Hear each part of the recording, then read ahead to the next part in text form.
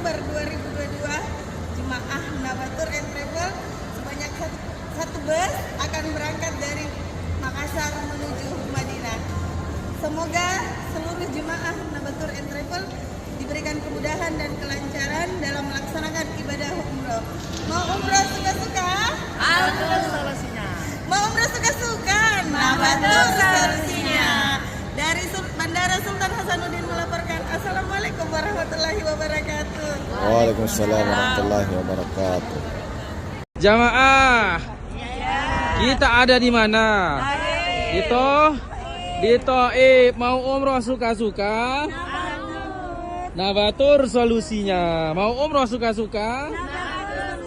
Nabat TV dari Thaif melaporkan. Assalamualaikum warahmatullahi wabarakatuh. Bus 4 di sini kumpul. Bus 4 ini dia. Bus 4 di sini ya. Kumpul di sini. Yang mau langsung ke bus boleh juga. Sini bus 4.